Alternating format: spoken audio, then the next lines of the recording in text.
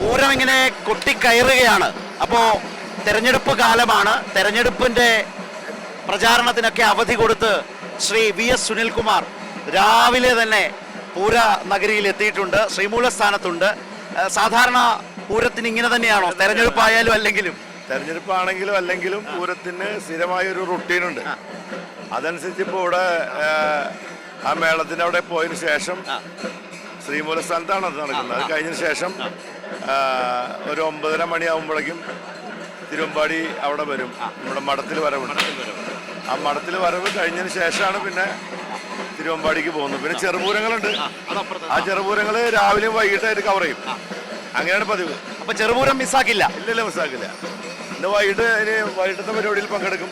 ചില ചെറുപൂരങ്ങൾ പങ്കെടുക്കാൻ പറ്റാത്ത വൈകിട്ട് പങ്കെടുക്കും. അപ്പൊ ഈ പങ്കെടുക്കാൻ പറ്റാതെ പോകുന്നത് എങ്ങനെ അറിയും? എങ്ങനെയാ അതിന്റെ ഒരു സെറ്റപ്പ്? എങ്ങനെയാണ് നമുക്കറിയാലോ, ടൈമൊക്കെ നമുക്ക് അറിയുന്നതാണ്. എപ്പോഴാണ് പൂരങ്ങൾ എഴുന്നള്ളിക്കുക, എപ്പോഴാണ് കൂട്ടി എഴുന്നള്ളിപ്പ് വരുന്നത്, ഏത് സമയത്താണ് ഇവിടെ കയറുക, ഏത് സമയത്താണ് ഇറങ്ങുക, ഇതിനൊക്കെ ഷെഡ്യൂൾ നമ്മുടെ ഉണ്ടാവും. ഇതിന് ഈ പൂരത്തിന് കണക്ട് ആവുന്ന എമണ്ടൻ സുഹൃത്തുക്കളുണ്ടോ? നിങ്ങൾ അങ്ങോട്ടും ഇങ്ങോട്ടും? എല്ലാ കമ്മിറ്റിക്കാരും നമുക്ക് പരിചയക്കാരല്ലേ, എല്ലാവരും നമ്മുടെ സുഹൃത്തുക്കളാണ്. എല്ലാ കമ്മിറ്റിക്കാരും നമ്മുടെ വളരെ അടുത്ത ആൾക്കാരാണ്. അപ്പൊ അതുകൊണ്ട് പിന്നെ നമുക്കിത് അറിയാൻ പ്രശ്നമില്ല. പൂരം കാണാൻ കൂടെ കൂടുന്ന സുഹൃത്തുക്കൾ ആരൊക്കെയാ? പൂരം കാണാൻ അധികം ആളെ കൂട്ടില്ല. അത് ശരി. കാരണം പൂരം കാണാൻ മുമ്പുള്ള പ്രശ്നത്തിൽ കൂട്ടം കൂടി പോയി കഴിഞ്ഞാല് പൂരം മിസ്സാവും. പൂരമല്ല, നമ്മുടെ കൂട്ടുകാർ മിസ്സാവും. കാരണം നമ്മളിങ്ങനെ പോയിക്കൊണ്ടിരിക്കുമ്പോ അധികം ആൾക്കാരെ കൂട്ടിക്കഴിഞ്ഞാൽ അവർക്കും ബുദ്ധിമുട്ടാവും. അവിടെ ഞാൻ എന്റെ കൂടെ അധികം ആൾക്കാരെ കൂട്ടാറില്ല. ഇപ്പൊ 2-3 കൊല്ലമായിട്ട് സുമേഷ് ഉണ്ട്, നമ്മുടെ അവിടുത്തെ മണ്ഡല സെക്രട്ടറി അഡ്വക്കേറ്റ് സുമേഷ് ആകുമ്പോ ഞങ്ങൾ ഒരുമിച്ച് അങ്ങോട്ട് പോകും. പിന്നെ 1-2 ആൾക്കാർ കൂടെ വരും, പിന്നെ കുറച്ച് മിസ്സാവും. പിന്നെ എവിടെയെങ്കിലും വെച്ച് കണ്ടുമുട്ടും. ഇപ്പൊ സാധാരണ ഒക്കെ മന്ത്രിയായിട്ട് പൂരത്തിൽ കൂടിയിട്ടുണ്ട്. മന്ത്രിയായിട്ട് പോകുമ്പോൾ ഇങ്ങനെ തന്നെ. മന്ത്രിയായിട്ട് പോകുമ്പോൾ ഞാൻ അധികം ആളെ കൂട്ടില്ല. പിന്നെ ഗവൺമെന്റ്മാരും ഇവിടെ കൂടി ഉണ്ടാവുമല്ലോ, അവരും ഇവിടെ കൂടെ എങ്ങനെ തൊള്ളഞ്ഞ് കയറി വന്നോളും. ഇപ്പൊ ഞാൻ സ്ഥിരമായിട്ട് നമ്മുടെ ഇവിടുത്തെ പാർട്ടി മണ്ഡല സെക്രട്ടറി സുമേഷ് ഉണ്ട്. സുമേഷ് അവിടെ ഉണ്ടായിരുന്നില്ല. സുമേഷും ഞാനും കൂടിയാണ് സാധാരണ ഇപ്പോ 3-4 കൊല്ലമായിട്ട് പോവാറ്. ഞങ്ങള് ഇവിടെ കോളേജ് പഠിക്കുന്നത് ബാലനും ചുള്ളിക്കാട് ഒക്കെ വരും പൂരം കാണാൻ. ഞങ്ങൾ ഒരുമിച്ച് ഇവിടെ പൂരം കാണാൻ പോകുന്ന പതിവൊക്കെ ഉണ്ടായിരുന്നു. പിന്നെ ചുള്ളിക്കാട് വരാണ്ടായി. ഇപ്പോ കുറെ കാലമായിട്ട് ഞങ്ങള് ആരെ കൂട്ടം കിട്ടുക അവരെ കൂട്ടി പോകും. ഈ സുനിലേ, ഞാൻ ഇത്തവണ പൂരം കാണാൻ വരട്ടെ എന്ന് ചുള്ളിക്കാട് പറഞ്ഞ പോലെ പറഞ്ഞു വന്ന് പൂരം കാണിച്ച് സന്തോഷത്തോടെ മടക്കി അയച്ചതാരെയാ? ശ്രേയംസ് കുമാർ. നമ്മുടെ ശ്രേയംസ് കുമാർ വിചാരിച്ചത് പൂരം കാണാൻ വളരെ എളുപ്പമാണ്. അങ്ങനെ പൂരം കാണാൻ വന്ന് ഞാൻ ശ്രേയംസ് കൂടി വന്ന് കുറെ കഴിഞ്ഞപ്പോൾ എന്നോട് പറഞ്ഞു ഇത് ഭയങ്കര കഷ്ടപ്പാടാണ്. അങ്ങനെ രാത്രി വെടിക്കെട്ട് കണ്ട് മടങ്ങി. പിന്നെ CM ഒരിക്കൽ ഞങ്ങൾ പൂരം കാണാൻ പറഞ്ഞു. ഞാൻ മന്ത്രിയായിരിക്കുമ്പോൾ CM പൂരം കാണാൻ വന്നു. ചലച്ചിത്ര മേളത്തിനവിടെ വന്നു. അത് കഴിഞ്ഞിട്ട് വെടിക്കെട്ട് കഴിഞ്ഞിട്ട് പോയ CM. അപ്പോ എന്റെ ചോദ്യം വെറുതെ ആയില്ല. അങ്ങനെ പൂരം കാണാൻ ഒരുപാട് ആൾക്കാർ നമ്മുടെ കൂടെ വരും.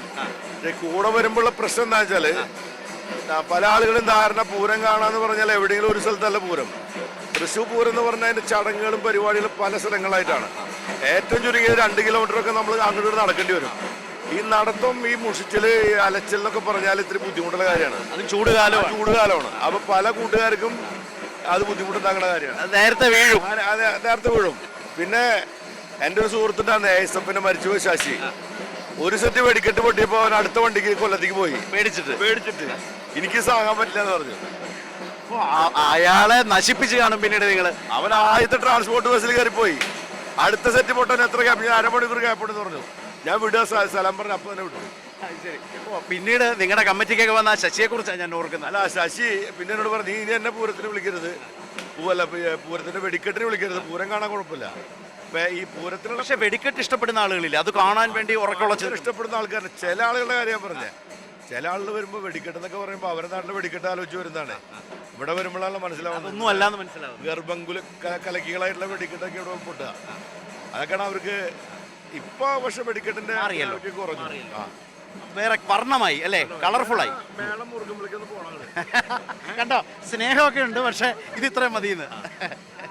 ഓക്കെ, അതിന്റെ കൂടെ നമ്മൾ വിടുന്നില്ല. ഇതൊക്കെയാണ് ഈ കാഴ്ചകൾ. ഒരു തെരഞ്ഞെടുപ്പ് പൂരം കൂടിയാണിത്. സെൽഫി എടുപ്പ്, ആളുകളുടെ സ്നേഹത്തോടു കൂടിയുള്ള ലോഹ്യം പറച്ചിലും കൂടെ ചേർന്ന് നിൽക്കലും ഒക്കെയാണ്. സെൽഫിയുടെ വിവിധ ഭാവങ്ങളാണ് നമ്മുടെ മുമ്പിൽ ഇങ്ങനെ കണ്ടുമറയുന്നത്. അതിനിടെ സംസാരിച്ചോണേ. ഈ തെരഞ്ഞെടുപ്പാവുമ്പോൾ ഉണ്ടാവുന്നൊരു വ്യത്യാസം നിങ്ങളെടുത്തോ?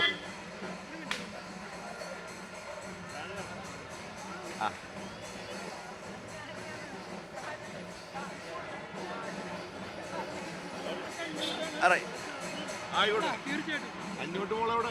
മോള് വന്നിട്ടില്ല, ഇത് വന്നിട്ടില്ല. ആ, അപ്പോൾ അവള് രണ്ടാളും ഇതാ. Okay okay. തീർച്ചയായിട്ടും എല്ലാ ആശംസകളും. ഓ സന്തോഷം. ശരി. ഈ തെരഞ്ഞെടുപ്പ് കാലത്തെ പൂരം എന്ന പ്രത്യേകതയുണ്ടല്ലോ ഇത്തവണ.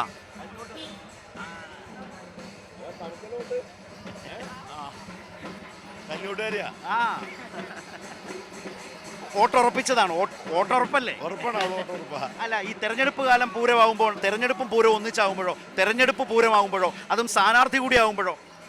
അത് നമുക്ക് ചിലപ്പോഴേ ഈ പൂരത്തിൻ്റെ ഇടയിൽ ഇതുപോലെ ഈ ചാനലുകൾ കുറച്ചധികം നമ്മളെ ആളുകൾ കൂടുതൽ വന്ന് നമ്മുടെ അടുത്ത് ഫോട്ടോ എടുക്കലും പിടിക്കലൊക്കെ നടക്കും. പക്ഷെ എന്നാലും ആളുകൾക്ക് അറിയാമല്ലോ ഈ പൂരം തെരഞ്ഞെടുപ്പൊക്കെ ഒരുപാട് എല്ലാ തെരഞ്ഞെടുപ്പ് കാലത്തും പൂരം ഒരുമിച്ച് വരാറുണ്ട്. അപ്പോൾ അതുകൊണ്ട് പ്രശ്നമില്ല. തെരഞ്ഞെടുപ്പ് മാസമാണല്ലോ ഏപ്രിൽ എന്നൊക്കെ പറയുന്നത്. ഏപ്രിൽ മെയ് മാസത്തിലാണ് തെരഞ്ഞെടുപ്പ് മാസം. അതെ അതെ. അപ്പോൾ എപ്പോഴും ഇങ്ങനെ തന്നെ പതിവ്. ഇത്തവണത്തെ ഈ പൂരനഗരിയിൽ നിന്നുകൊണ്ട് സുനിൽകുമാർ എന്ന സ്ഥാനാർത്ഥി ഈ തെരഞ്ഞെടുപ്പ് പൂരത്തിന്റെ ആത്മവിശ്വാസം എങ്ങനെയാണ് മലയാളിക്ക് മുമ്പിൽ ഷെയർ ചെയ്യുന്നത്? ഈ തെരഞ്ഞെടുപ്പിൽ കേരളത്തിലെ തൃശ്ശൂരിലെ ഇടതുപക്ഷ ജനാധിപത്യ മുന്നണി തന്നെ ജയിക്കുള്ളൂ. കാരണം ഞങ്ങൾക്ക് നല്ല ജനപിന്തുണയുണ്ട്. ഇവിടെ ഒരു LDF അനുകൂലമായൊരു തരംഗം തൃശ്ശൂർ തരംഗമുണ്ട്, യാതൊരു സംശയമില്ല. മറ്റു രണ്ട് സ്ഥാനാർത്ഥികൾ കേൾക്കണ്ട. അല്ല, അവരും കേൾക്കാൻ വേണ്ടിയല്ലേ ഞാൻ പറയണത്. ഏതായാലും ഇവർക്കാർക്കും ഒരു തരത്തിലും ഇളക്കാൻ കഴിയാത്ത നിലയിലേക്ക്, ഒരു തരംഗ സ്വഭാവത്തിലേക്ക് തൃശ്ശൂർ മാറിയതാണ്. നമ്മുടെ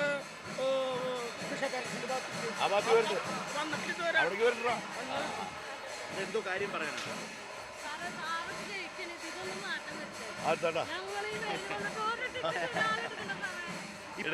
അതെ, റൈറ്റ്.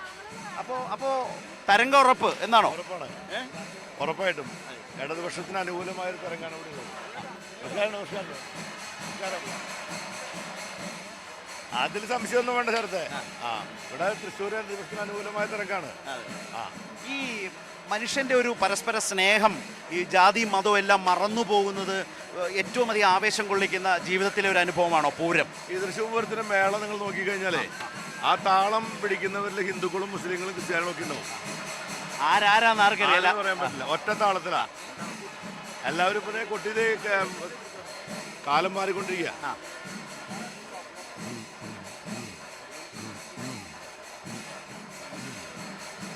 ഈ ഇതിന്റെ കൊട്ടിന്റെ താളം മാറുന്നു എന്നാണോ? അതെ, കാലം മാറിക്കൊണ്ടിരിക്കുക. ഇനി എങ്ങനെയാ കൊട്ടി കയറുക? ഇനി അടുത്ത കാലത്തേക്ക് കിടക്കാൻ പോവാ. അതോടെ അത് അത് ഭയങ്കര രസമായിരിക്കും. അതിങ്ങനെ കേട്ട് ആസ്വദിച്ച് താളം പിടിച്ച് അവിടെ നിൽക്കാറുണ്ടോ? അപ്പൊ പിന്നെ അതിനാണല്ലോ പോണത്. ആണല്ലേ? അതിന് താളം എണ്ണം പിടിക്കുമ്പോഴാണ് നമുക്ക് ആസ്വദിക്കാം. അപ്പൊ എന്താ ബുദ്ധിമുട്ടാണെന്നറിയാം, പക്ഷെ ഞങ്ങളും കൂടെ ഉണ്ട്. അപ്പോൾ ഏതായാലും മേളം കൊട്ടിക്കയറുന്നു. ആ മേളം കൊട്ടിക്കയറുന്നത് ഏത് തെരഞ്ഞെടുപ്പിൻ്റെ ചൂടിലും ആവേശത്തിലും മിസ് ചെയ്യാൻ പാടില്ലാത്തതാണ് എന്ന് തൃശ്ശൂരുകാരൻ കൂടിയായ പൂരപ്രേമിയായിട്ടുള്ള ഇടതുമുന്നണി സ്ഥാനാർത്ഥിക്ക് തികഞ്ഞ ബോധ്യമുണ്ട്. അദ്ദേഹം അതിലേക്ക് തന്നെ പോവുകയാണ്. നമ്മളും ആ കൊട്ടിക്കയറുന്ന മേളം ഒന്ന് കാണാൻ വേണ്ടി ശ്രീമൂലസ്ഥാനത്ത്.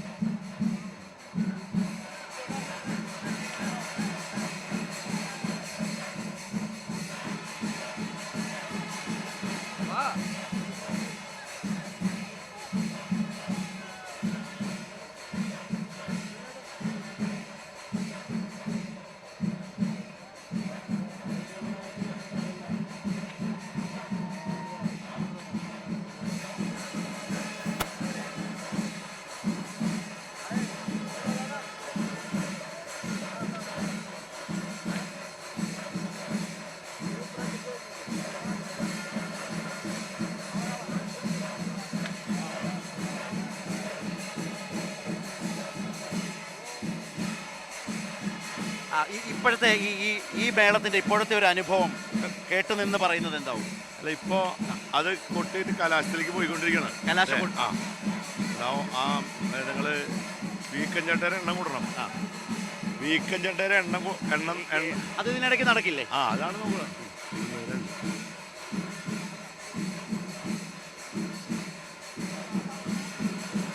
അതാ പറഞ്ഞല്ലേ.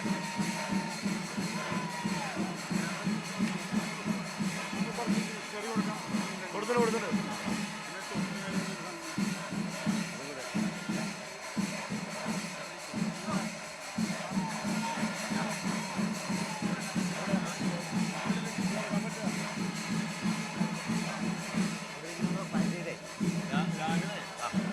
രാജന്റെ ഉള്ളിരിക്കുന്നുണ്ട്.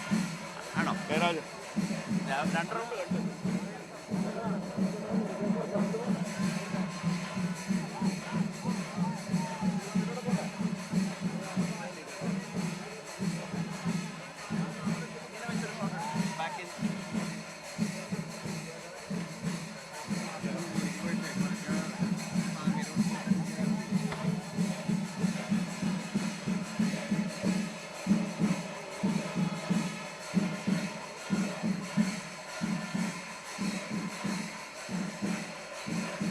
ഇത് ശ്രീമൂലസ്ഥാനത്തെ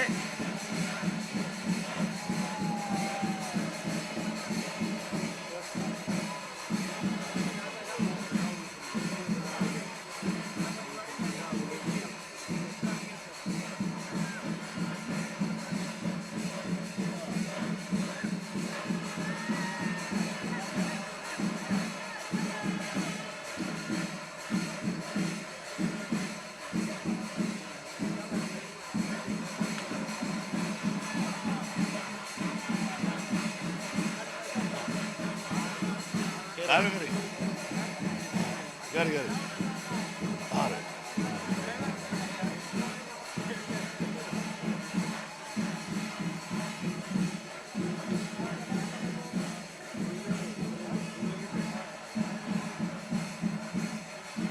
ഇത് അവസാനിച്ച് കഴിയുമ്പോൾ ഇപ്പം ദൃഢകാലത്തിലെത്തി, പീക്കിലേക്കെത്തി. ആ വീക്കൻ ചേട്ടൻ്റെ എണ്ണം നോക്ക്. 1 2 3 4 5 6. 1 2 3 4 5 6. ഇതാണ് ഇതിന്റെ താളക്രമം.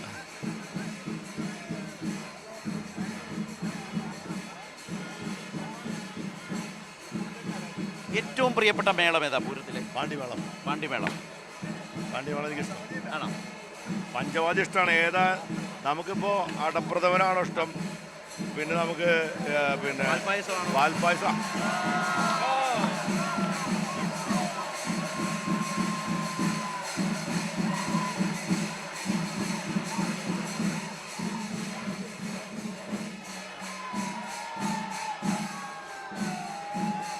അതിൻ്റെ ഒരു സമാപനത്തിലേക്ക് അല്ലേ? ഏതായാലും ശ്രീമൂലസ്ഥാനത്ത് പൂരത്തിൻ്റെ നാളിലെ ഈ രാവിലത്തെ ഈ ചെറുപൂരം അല്ലേ? ചെറുപൂരം ആണ് ഞങ്ങളിങ്ങനെ നമ്മൾ ഒന്നിച്ച് കണ്ടത്. അതിങ്ങനെ കൊട്ടിക്കയറുന്നു എന്നത് ആസ്വദിച്ചുകൊണ്ട് നമ്മളോട് സംസാരിക്കുക കൂടിയായിരുന്നു. അതിനിടയിൽ ഒരു കാര്യം പറഞ്ഞോ, പാണ്ടിമേളമാണ് ഏറെ പ്രിയം എന്ന് പറഞ്ഞു. ഇഷ്ടം പാണ്ടിമേളമാണ്. അതിപ്പോൾ തുടങ്ങിയതാണ്. അത് കുറേ കാലമായിട്ട് നമ്മള് പഞ്ചവാദ്യം ഇഷ്ടമില്ലാണ്ടല്ല, പഞ്ചവാദ്യം ഭയങ്കര ഇഷ്ടമാണ്.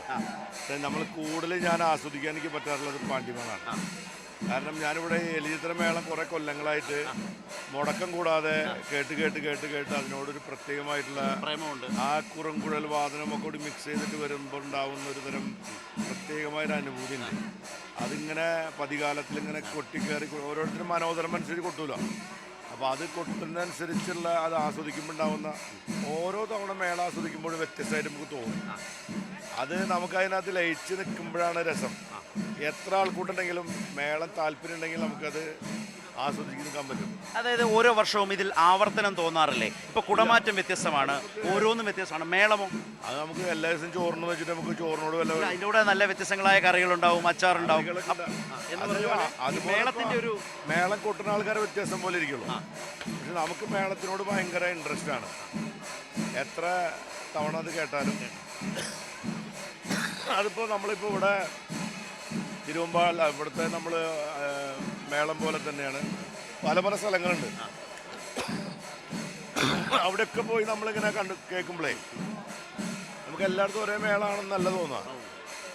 അതൊക്കെ അപ്പോൾ നമുക്ക് അതങ്ങോട്ട് ആസ്വദിക്കാൻ തോന്നും. ഏറ്റവും മനസ്സിൽ ഇപ്പോഴും ഇനി വരാൻ പോകുന്നുള്ള ഇത്തവണത്തെ മനസ്സിൽ തങ്ങി നിൽക്കുന്നൊരു ഏത് മേളമായിരുന്നു, ഏത് പൂരത്തിന്? ഒരു കൊല്ലം ഇവിടെ എലിയത്ര മേളത്തിലേ ഒരിക്കലും എലിയത്ര മേളം നടന്നുകൊണ്ടിരിക്കുമ്പോൾ പെട്ടെന്ന് ആന മേളം ഇങ്ങനെ കയറിക്കൊണ്ടിരിക്കുന്ന മൂന്നാം കാല ആ സമയത്ത് ആന പെട്ടെന്ന് ഒന്ന് തെറ്റി.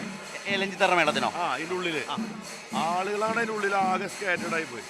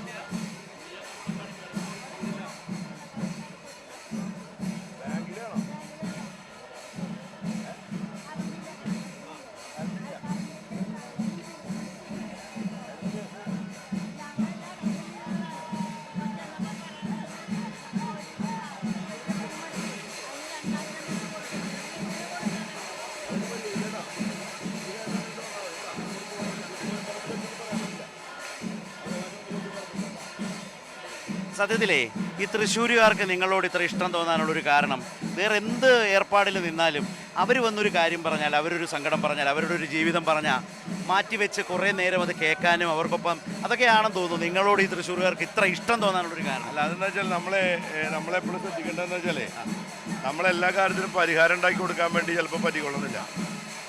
അത് അവർ പറഞ്ഞ കാര്യങ്ങളൊക്കെ ചിലപ്പോൾ പരിഹാരം ഇല്ലാത്ത കാര്യങ്ങളാവും. അല്ല, ഞാൻ ചോദിക്കാൻ കാര്യം അമ്മയോടെ യാദൃശ്യമായി അവർ വന്നാണ്, അവർക്കൊരു പ്രതീക്ഷയില്ല. കേൾക്കണം. അവർ ചിലപ്പോൾ നമ്മൾ പറയുന്നത് കേൾക്കാന്നുള്ളതുണ്ടല്ലോ, അത് പ്രധാനപ്പെട്ടതാണ്. അതന്നെ അവർക്കൊരു ആശ്വാസം കിട്ടുന്ന കാര്യമാണ്. നമ്മളെപ്പോഴും ആത്മാർത്ഥത ചെയ്യേണ്ട കാര്യങ്ങൾ. പക്ഷേ സ്ഥാനാർത്ഥികളാണ്, തിരക്കുണ്ട്, വേഗം അവരെ പറഞ്ഞ് കേട്ടു വിടാനൊരു മനസ്സ് ഉണ്ടാവാം. അങ്ങനെ ചെയ്യാൻ പാടില്ല നമ്മൾ. കാരണം അവർ നമ്മളെ കാണുമ്പോൾ നമ്മളിൽ പ്രതീക്ഷ വെച്ചിട്ടാണല്ലോ നമ്മളോട് സംസാരിക്കുന്നത്. അപ്പം നടക്കാത്ത കാര്യമാണെങ്കിൽ നമുക്ക് അവരായിട്ട് നമ്മൾ സംസാരിച്ച് അതിന് പരിഹാരം ഉണ്ടെങ്കിൽ പരിഹാരം ഉണ്ടാക്കി കൊടുക്കുക, അല്ലെങ്കിൽ അവരോട് പറയാം നമുക്ക് ഇന്ന പോലെ പരിഹാരം ഉണ്ടാക്കാമെന്ന് പറയാം. അല്ലെങ്കിൽ അവർക്ക് ഭയങ്കര ഹർട്ട് ചെയ്യും. അതങ്ങനെ ചെയ്യാൻ പാടില്ല. അപ്പോൾ എന്നോടൊരു ആൾ പറഞ്ഞേ, നമ്മൾ ഈ രാത്രിയൊക്കെ പാതിര സമയത്തൊക്കെ ആളുകൾ ചെറിയ കാര്യങ്ങൾക്ക് വേണ്ടി വിളിക്കും, നിസ്സാര കാര്യങ്ങൾക്ക്.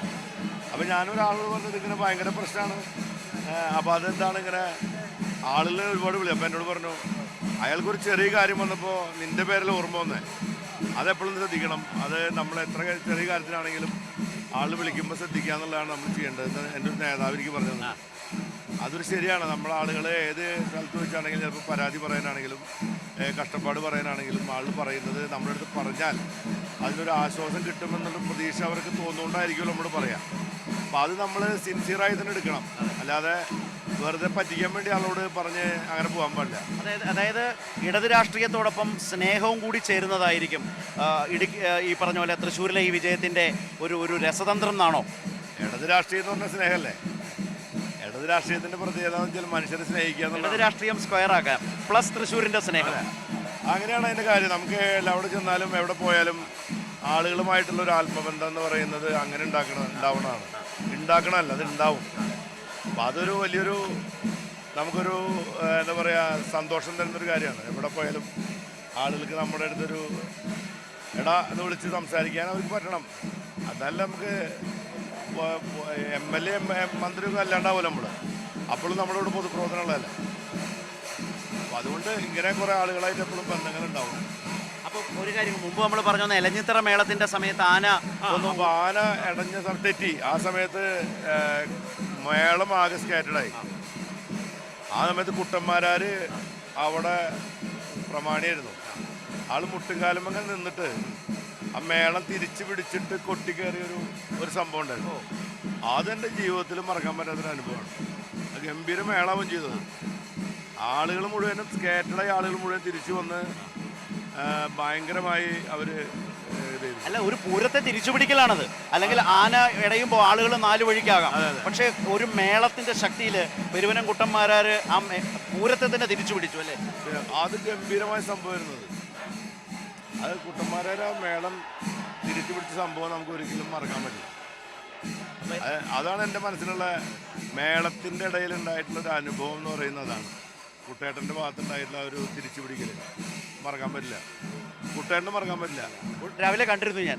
അപ്പോൾ ഏതായാലും ഈ അനുഭവങ്ങളിലൂടെയാണ് ഓരോ പൂരവും കടന്നു പോകുന്നത്. ഒപ്പം മനുഷ്യനോടുള്ള സ്നേഹവും അടുപ്പവും ഓരോ തെരഞ്ഞെടുപ്പിൻ്റെ കാലത്തും, തെരഞ്ഞെടുപ്പൊക്കെ വരും പോകും, പക്ഷേ മനുഷ്യർ സ്നേഹത്തോടെ ജാതിയും മതവും എല്ലാം മറന്ന് പൂരത്തിനിങ്ങനെ മേളം കേട്ട് ഈ താളം പിടിച്ച് കൊട്ടിക്കയറി നിൽക്കുന്ന സുനിൽകുമാർ തൃശ്ശൂരിൻ്റെ തന്നെ ഒരു നേർചിത്രമാണ്.